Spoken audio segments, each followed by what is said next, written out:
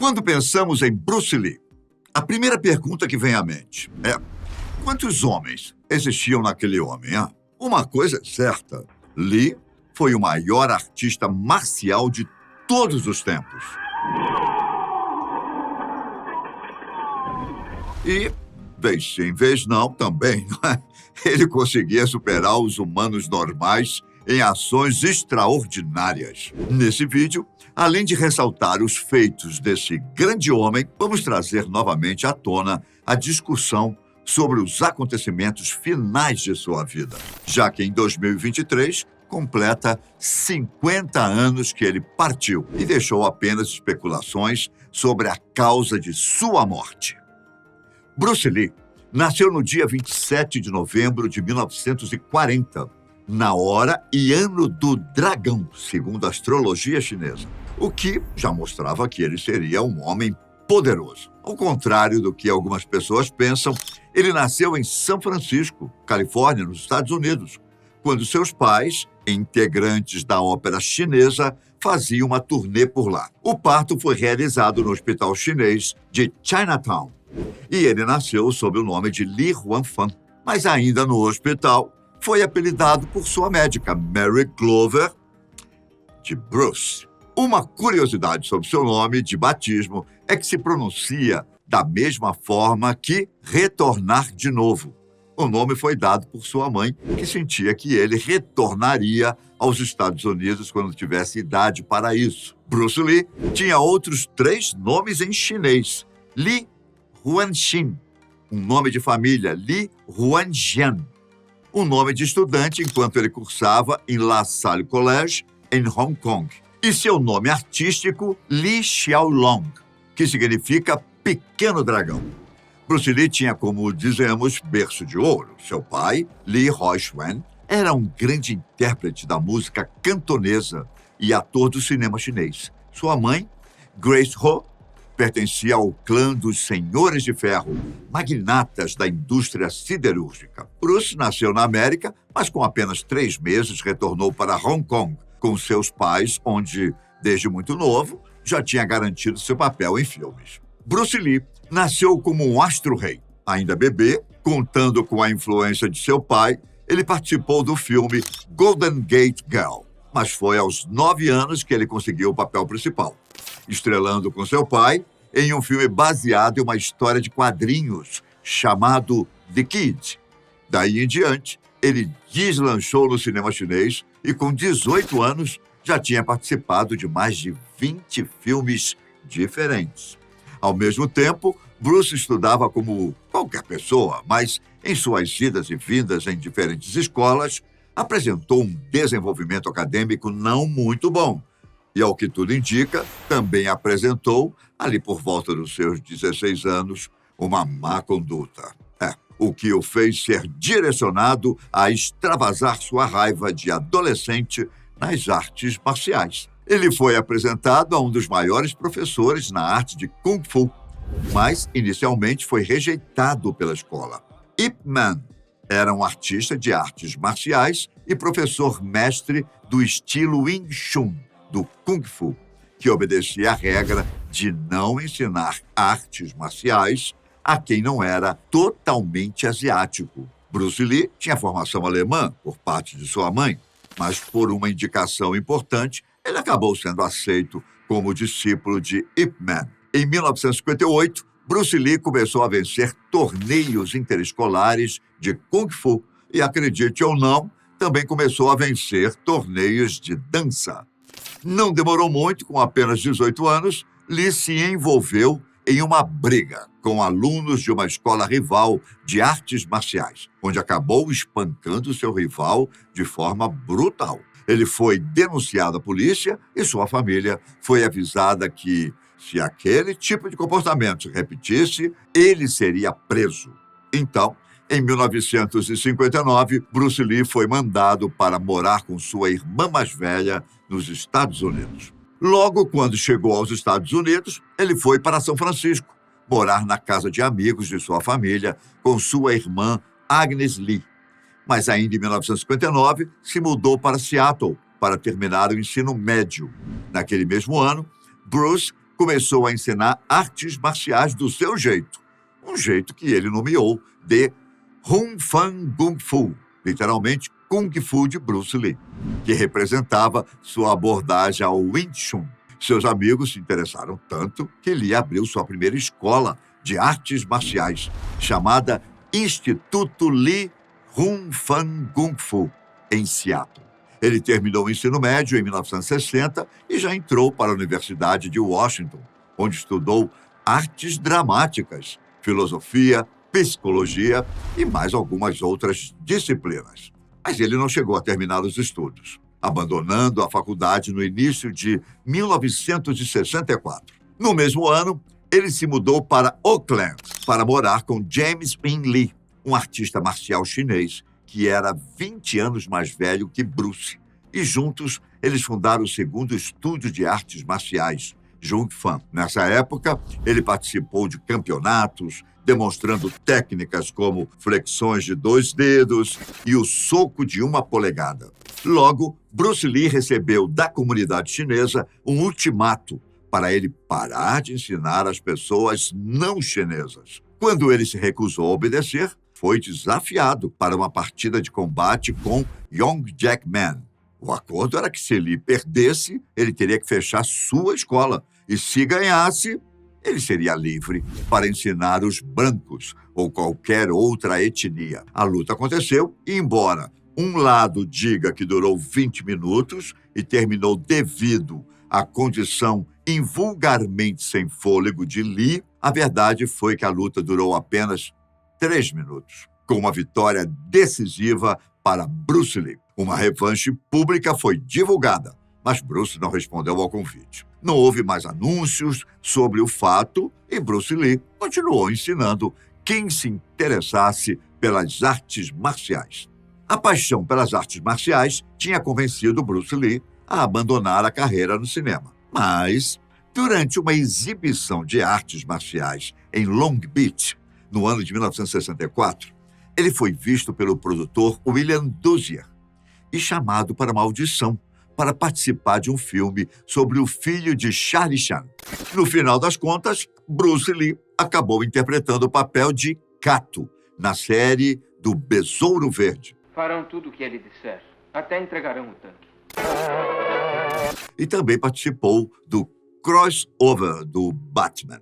A série durou apenas uma temporada, mas apresentou aos americanos o Bruce Lee adulto, da mesma forma apresentando também as artes marciais no estilo asiático. Bruce foi o grande divulgador de técnicas improváveis, como o soco de 1 polegada e o manejo veloz do nunchaku, que, de tão rápido, as câmeras da época não conseguiam captar a imagem. Mas se você acha que era só isso, na verdade sua capacidade marcial ia muito além. Ele conseguia executar nada mais, nada menos que 8 socos consecutivos por segundo. Bruce dominava as artes do Kung Fu, boxe, Jiu-Jitsu, Judô, Taekwondo, entre outros. Além disso, desenvolveu sua própria técnica com Jeet Kune Do, um português, o caminho do punho interceptor, porque considerava os métodos tradicionais muito rígidos e formais. Ele gostava mais do estilo sem estilo. As produções cinematográficas perderam a timidez e Lee começou a deslanchar nesse mundo. Em 1969, ele fez uma breve aparição no filme Marlowe, no qual interpretou um bandido. No mesmo ano, atuou como conselheiro de karatê em The Wrecking Crew, a 4ª parte de uma comédia de espionagem. Também atuou no episódio de Here Come the Brides and Blondie. Mas ele queria mais. Queria um papel principal. Insatisfeito com sua atuação em papéis secundários, voltou para Hong Kong e começou a preparar um longa-metragem. Qual não foi sua surpresa quando, ao chegar em Hong Kong, se descobriu famoso pela sua participação na série The Cat Show, sendo constantemente reconhecido nas ruas. Logo, Bruce Lee assinou um contrato para estrelar em 2 filmes produzidos por Golden Harvest. O primeiro foi em 1971, em The Big Boss, um sucesso de bilheteria. E no ano seguinte foi lançado Fist of Fury, que quebrou os recordes de bilheteria em toda a Ásia e conquistou sucesso nos Estados Unidos. Não satisfeito em protagonizar filmes de sucesso, Bruce Lee fundou sua própria produtora, a Concord, onde escreveu, produziu, dirigiu e estrelou seu próprio filme. Em 1972, lançou nos grandes cinemas o filme The Way of the Dragon, considerado o filme com as melhores cenas de lutas das artes marciais da história do cinema. Que tinha como protagonistas Bruce Lee e Chuck Norris. Ainda em 1972, Lee recebeu o convite da Warner Brothers para estrelar em Enter the Dragon, que começou a ser filmado em fevereiro de 1973 em Hong Kong e foi concluído em abril do mesmo ano. O filme se tornou um sucesso mundial e alcançou a maior bilheteria do ano de 1973, consolidando o ator como estrela das artes marciais. Mas, tragicamente, antes do lançamento do filme, Bruce Lee faleceu, com apenas 32 anos. Bruce Lee não vivia somente para as artes marciais e para as câmeras. Ele foi casado com a norte-americana Linda Lee entre 1964 e 1973. O casal teve 2 filhos, Brandon Lee e Shannon Lee. Todo mundo acompanhou a tragédia que atingiu seu filho, Brandon Lee, que também era ator e que morreu acidentalmente atingido por uma arma de fogo durante as filmagens de The Crow, no auge da sua carreira. Enquanto pôde, Bruce foi um grande pai, um marido dedicado e dono de uma disciplina marcial de dar inveja a qualquer lutador. Ele tinha uma filosofia de vida única e deixou alguns pensamentos marcantes. Como, por exemplo, um objetivo nem sempre é para ser atingido. Frequentemente, serve apenas como algo a ser mirado. Esta frase mostra que ele apreciava tanto a jornada quanto a chegada. Bruce era resiliente e adaptável. Prova disso era que ele sempre dizia: limpe a sua mente e seja como a água, sem forma. Você coloca a água num copo e se torna um copo. Coloca a água em uma garrafa, torna-se a garrafa. São inúmeros adjetivos que podemos usar para caracterizar Bruce Lee. Afinal, de todos os astros do cinema de artes marciais, ele era quem levava o seu treinamento tão a sério e sua condição física era tão perfeita que conseguia executar feitos quase sobre-humanos. A sua filosofia era praticada por ele mesmo à risca, como ele sempre repetia. A gente não precisa ter medo do homem que pratica 10.000 vezes chutes diferentes. Mas devemos temer quem pratica o mesmo chute 10.000 vezes. Tudo que é executado por várias vezes seguidas leva à perfeição. Bruce Lee treinava por tanto tempo seus socos que conseguia colocar uma força de 158 quilos em um único golpe. Ele só conseguia esse tipo de ação porque sempre treinava pelo menos 6 horas por dia, aperfeiçoando seus músculos e movimentos. Os exercícios que Bruce Lee executava geralmente exigiam um grande esforço físico, como a flexão com apenas 2 dedos. Mas alguns desses exercícios precisavam mais de paciência e precisão do que realmente de força. Por exemplo, podemos citar o desafio do grão de arroz, no qual Lee pedia que uma assistente jogasse grãos de arroz para cima, e ele conseguia pegar um deles usando apenas rachis. Tudo na vida de Bruce Lee era personalizado, e seu equipamento de treino não podia ser diferente. Ele precisava treinar com aparelhos mais pesados e com maior resistência do que o normal. Por isso, às vezes, ele perdia a noção da própria força. Uma vez, Lee conseguiu deslocar o ombro de um aluno sem sequer aplicar um soco. Ele tinha apenas dado um tapinha no ombro do rapaz. Os sacos de areia que as pessoas normais costumam usar pesam cerca de 31 quilos. Os usados por Bruce Lee pesavam 136 quilos. Seus chutes eram tão poderosos justamente porque seu treino sempre foi mais pesado do que o treino de qualquer outro praticante de artes marciais já conhecido. Agora, uma coisa de super-herói mesmo foi a invenção do soco de 1 polegada criada pelo próprio Bruce Lee. O golpe foi criado para fazer parte da luta Jeet Kune Do, também criada por ele, e acabou se caracterizando como um golpe poderoso e extremamente difícil de executar. Tratava-se de um golpe que tinha um impacto como algo mais importante do que o impulso. Para se ter ideia, ele era aplicado a apenas 1 polegada de distância e conseguia deixar o adversário sem ar e com uma dor torturante no peito. A rapidez do mestre das artes marciais era tão grande que, quando ele era testado em combate, fazia o teste durar muito pouco, já que ele lutava para valer e, geralmente, seu adversário nem sempre conseguia ver o que o atingiu. Teve uma ocasião em que Bruce foi desafiado por um dublê dele mesmo, no set de filmagem, e nem sequer precisou acertar um golpe no adversário. Ele fez movimentos tão rápidos, se esquivando dos golpes, que o rapaz acabou batendo a cabeça na parede e desistiu do desafio. Entre os anos de 1960 e 1970, os filmes de artes marciais contavam com coreografias de lutas ritmadas, mas que, independentemente do espectador conhecer ou não de luta, dava para ver que não passava de uma organizada e bem treinada coreografia. Bom, pelo menos até quando surgiu o fenômeno Bruce Lee. A partir daí, os filmes ainda tinham coreografias de luta, mas com uma inteligência marcial real, que só ele conseguia fazer com uma enorme destreza. Para se ter ideia, durante as gravações do filme Operação Dragão, nas cenas com Jack Chan, as lutas aconteciam de acordo com as coreografias, mas, sem querer, elas acabavam sendo muito mais reais do que se imagina.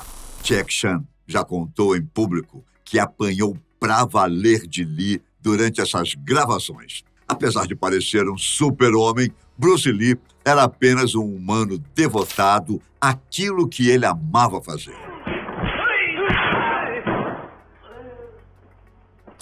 Mesmo sendo bem acima da média, Lee tinha um problema de visão que não deixou lutar no exército americano. E acredite se quiser, ele tinha uma perna menor do que a outra. Pois é. Ainda assim, fez tudo o que fez. A morte repentina de uma pessoa como Bruce Lee abre o universo para centenas de especulações. Ainda mais porque ele era um atleta de primeira linha que teve uma morte totalmente inesperada. Mas como foi que isso aconteceu? Será que realmente nada estava indicando que algo ruim poderia acontecer? Ou as pessoas e o próprio Lee não prestaram atenção aos avisos dados pelo corpo? Bruce Lee era tão saudável quanto parecia. A sua morte aconteceu em 1973 e a causa colocada no atestado de óbito foi morte por inchaço cerebral. Na época, tanto os médicos quanto os leigos acharam várias possíveis razões para esse inchaço cerebral ter acontecido a ponto de matá-lo silenciosamente. Vamos ver um pouco sobre o que foi dito na época e vamos traçar um paralelo com as descobertas recentes, que podem trazer luz a esse mistério que completou 50 anos recentemente. Dias antes de sua morte, aconteceu um episódio estranho que poderia ter indicado um sinal para as questões de saúde de Lee. Ele desmaiou no estúdio Golden Harvest, enquanto fazia um trabalho de dublagem para seu filme Operação Dragão. Sem aviso prévio, ele teve uma forte dor de cabeça e acabou tendo uma convulsão e foi levado às pressas para um hospital em Hong Kong, onde foi diagnosticado com um edema cerebral. Sim, Essa foi a mesma situação que aconteceu no momento de sua morte. Mas, na primeira vez, os médicos conseguiram reduzir o inchaço com um medicamento chamado Manitol.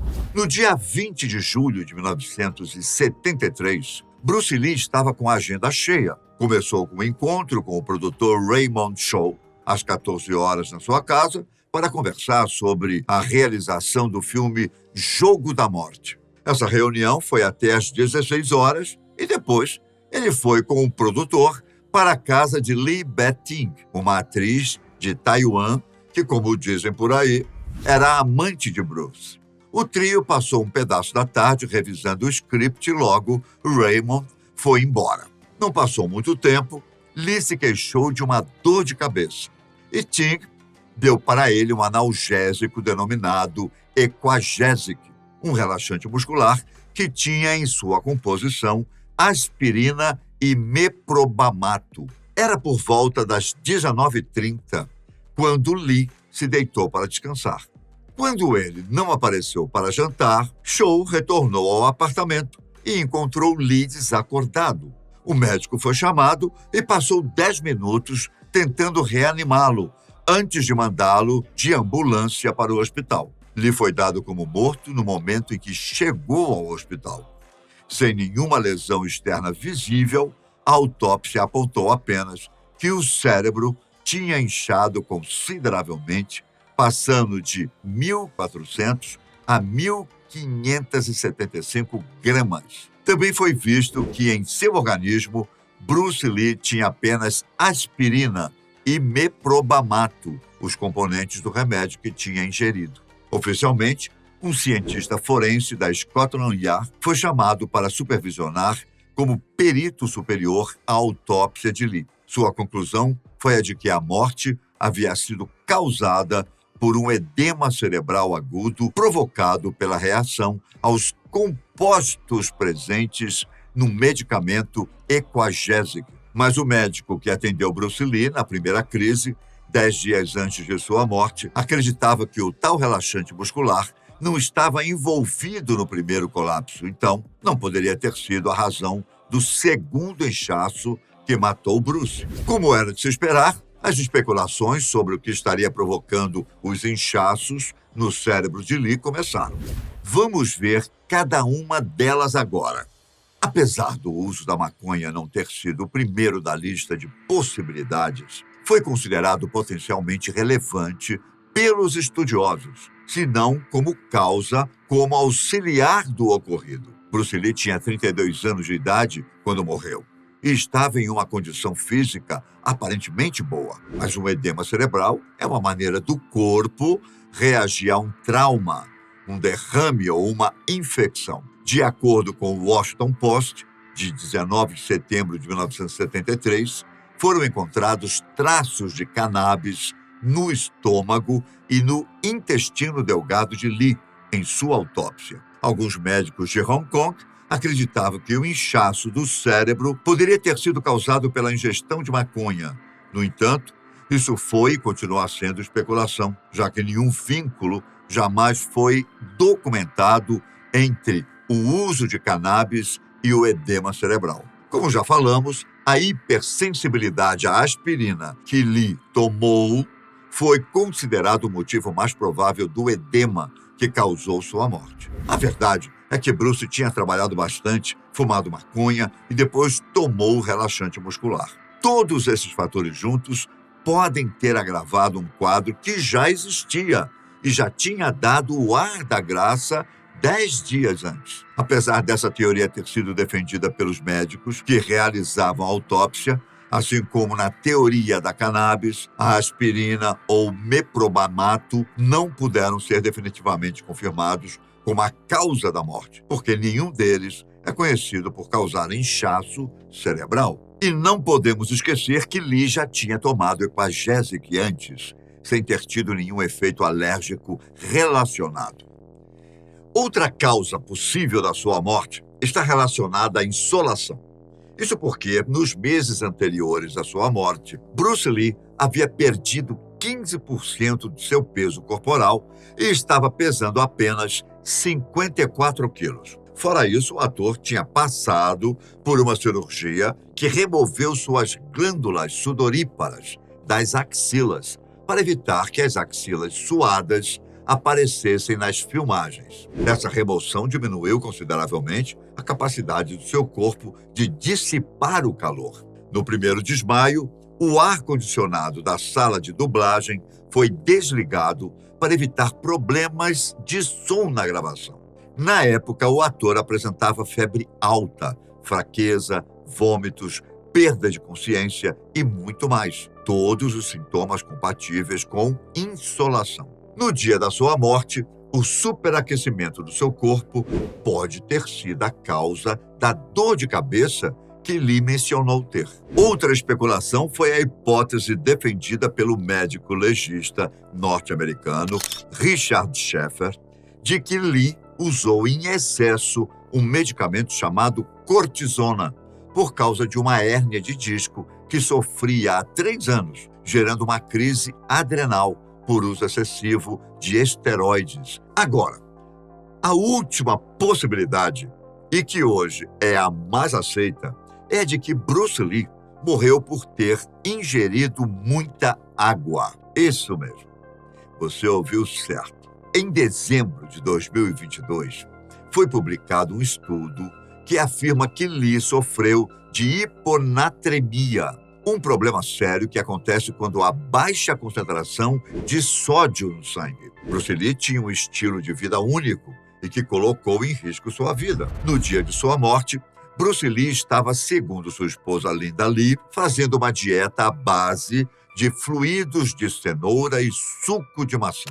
Matthew Polly, autor do livro de 2018, Bruce Lee, Alive, mencionou repetidas vezes a ingestão de água de Lee durante o dia, incluindo no dia que ele adoeceu. No livro, o autor conta: acho que bebemos um pouco de água. Isso o deixou um pouco cansado e com mais sede. Depois de alguns goles, ele parecia um pouco tonto. Imediatamente após sentir-se fraco, Bruce reclamou de dor de cabeça. O fato de ele não ter um bom sistema de resfriamento do corpo pode ter ajudado a consumir muita água, sem conseguir evacuar o suficiente, e com os níveis de sódio muito baixos no sangue, atrapalhou o processo de equilíbrio da água no organismo. Vamos explicar melhor. Bruce Lee tinha uma dieta à base de sucos, fumava maconha diariamente e já não tinha os rins muito bons. Tudo isso pode ter contribuído para criar um quadro de disfunção renal, em que o organismo não consegue excretar água para manter o equilíbrio do corpo. Isso pode levar a uma hiponatremia, edema cerebral e morte em poucas horas, se o excesso de ingestão de água não for compensado pela excreção de água na urina. Na verdade, a hiponatremia é uma alteração metabólica caracterizada pela baixa concentração de sódio no sangue em relação ao volume de água no organismo. A presença de níveis baixos de sódio tem muitas causas, inclusive o consumo de líquidos em excesso, insuficiência renal, insuficiência cardíaca, cirrose e uso de diuréticos. No início, a pessoa fica lenta e confusa. E se a hiponatremia piorar, é possível que ela tenha espasmos musculares e convulsões e, progressivamente, pare de responder a quaisquer tipos de estímulos. Vale lembrar que o sódio é essencial para controlar a quantidade de líquido que tem dentro das células. Dessa forma, quando o sódio diminui, mais líquido entra nas células. E isso causa edema, que é um inchaço que nos neurônios pode levar tanto a sintomas mais brandos, como dor de cabeça, sonolência e enjoo, quanto a sintomas mais graves, como convulsões, coma e até morte. Essa condição não é incomum, já que pode ser encontrada em até 40% das pessoas hospitalizadas. A hiponatremia também pode causar a morte até de pessoas jovens que fazem ingestão excessiva de água. Em resumo, apesar de todas as especulações, a morte de Bruce Lee foi na certidão de óbito colocada como provocada por anafilaxia, que é uma reação alérgica aguda. ao medicamento Equagesic, o que causou um edema cerebral. Contudo, hoje em dia sabemos que ele faleceu por causa da incapacidade do rim de excretar o excesso de água ingerida. A real causa da morte foi edema cerebral devido à hiponatremia. Durante um bom tempo, todo tipo de absurdo sobre essa morte trágica foi divulgada. E era realmente difícil saber o que era ou não considerável. Apenas o caso isolado era vendido como se fosse um flagra de bastidores do assassinato acidental do lutador. Havia quem acreditasse que Lee tinha levado uma surra e sofrido um trauma cerebral, que teria sido escondido para não atrapalhar sua fama de grande lutador. Outras pessoas acreditavam que a morte foi causada por espíritos malignos japoneses, chamados de Oni, ou que havia uma maldição de Bruce Lee, que também teria sido a causa da morte do seu filho Brandon. O fato é que Bruce Lee tinha múltiplos fatores de risco para hiponatremia, incluindo alta ingestão de líquidos, fatores que poderiam aumentar a sede, como o uso de maconha, e fatores que debilitam a capacidade dos rins de excretar água. Havia também o uso de medicamentos prescritos, álcool, história de lesão renal ou baixa ingestão de solutos, excesso de exercícios de alto impacto, uso de opioides e, claro, ter tido outro edema cerebral pouco antes da sua morte. O velório de Bruce Lee aconteceu em Hong Kong e mobilizou uma multidão de fãs que queriam se despedir do herói local. Sua esposa Linda levou o corpo de Bruce para sua própria cidade natal, Seattle. O corpo foi enterrado no lote 276 do cemitério Lakeville. Seu caixão foi carregado no funeral em 31 de julho de 1973 por Taki Kimura, Steve McQueen, James Coburn, Chuck Norris, George Lazenby, Dan Inosanto, Peter Sheen e seu irmão Robert Lee. 20 anos depois, seu filho Brandon Lee foi morto a tiros em um set de filmagem e enterrado ao lado do seu pai. Quando Bruce Lee morreu, seu filme Operação Dragão ainda não tinha estreado, mas 6 dias depois, ele estava como um grande sucesso de bilheteria, tendo faturado 350 milhões de dólares em todo o mundo. Ajustado à inflação, o valor equivale hoje em dia a cerca de $1 bilhão.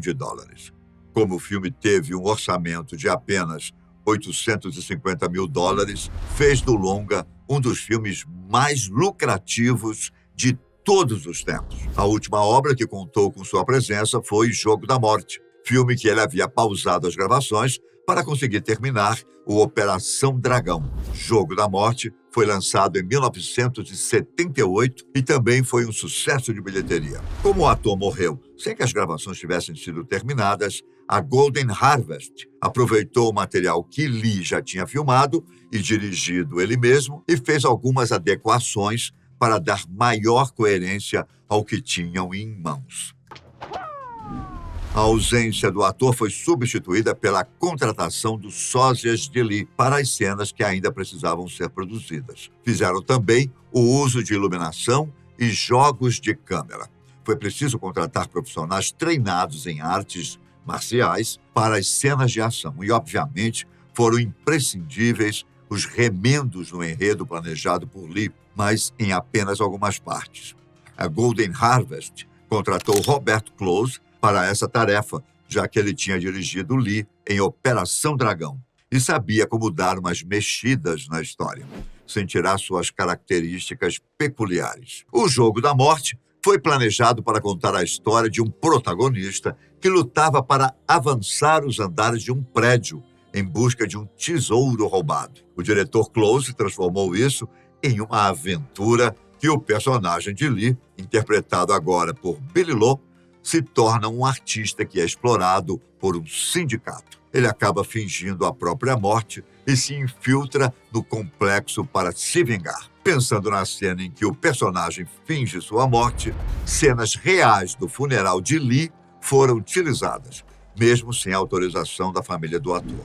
Então, se você tem curiosidade sobre esse momento, basta assistir ao último filme de Bruce Lee. Muitas das cenas têm participação do Bruce verdadeiro. Ele tinha filmado mais de 100 minutos, incluindo tomadas. Mas o filme remendado contém apenas 15 minutos reais de filmagem de Lee, porque ele, infelizmente, gravou muitas tomadas mal sucedidas. O resto foi filmado pelo sósia de Lee, Kim Tai-shang, e Wen Biao, como dublês. A filmagem não utilizada que Lee havia filmado foi recuperada 22 anos depois e incluída no documentário Bruce Lee, A Warrior's Journey.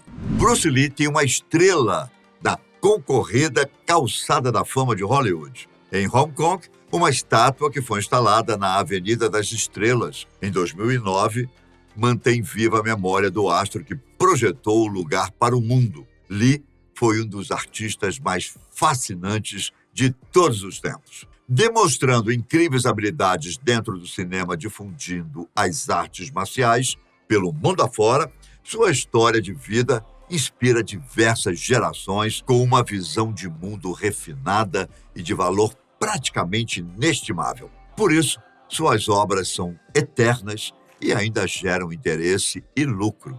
Em 2015, a Perfect Storm Entertainment e a filha de Bruce Lee, Shannon Lee, anunciaram que a série de Warrior seria produzida e Justin Lin foi escolhido para dirigir a obra. Baseada nos escritos da lenda das artes marciais, Bruce Lee, The Warrior, é um drama repleto de ação ambientado durante as brutais guerras Tong, na Chinatown da cidade de São Francisco. A produção começou em 22 de outubro de 2017, na cidade do Cabo, África do Sul, e atualmente já conta com 3 temporadas. Em 25 de março de 2021, foi anunciado que o produtor Jason Kotari adquiriu os direitos de Silence of Float para se tornar uma minissérie que terá John Fusco como roteirista e produtor executivo. Ela conta uma história de artes marciais espirituais coescrita por Bruce Lee. A história de Silence Float se passa num futuro distópico, depois da humanidade ter sofrido com pandemias, incêndios e guerras civis, e onde todas as armas e artes de combate foram proibidas. Nesse contexto, Cord, um rebelde lutador, tem que superar vários testes, obstáculos e perdas para encontrar Zetan, com a intenção de se apoderar dos conhecimentos sobre a filosofia Zen e se tornar o melhor lutador do mundo. Nestes 50 anos, depois de sua morte, a influência de Bruce Lee no cinema não diminuiu. Pelo contrário, apenas aumentou a importância do seu legado para a cultura pop. Outros artistas marciais ganharam o cinema, trilhando carreiras brilhantes, mas nenhum se compara a Bruce Lee. O que ele fez pelos atores asiáticos em Hollywood, sendo um dos primeiros astros asio-americanos a estrelar um grande filme internacional e a primeira estrela asio-americana verdadeiramente lucrativa de Hollywood, foi o legado mais importante que ele nos deixou. Apesar da morte prematura, foi capaz de abrir caminhos para as gerações futuras. Além disso, seu papel como filósofo e pensador culto também merece mais atenção. O livro Artist of Life extrai trechos dos diários de Lee e é mantido vivo por sua filha, Shannon Lee, que dá entrevistas regulares e apresenta um podcast sobre o pai, intitulado simplesmente como Bruce Lee Podcast.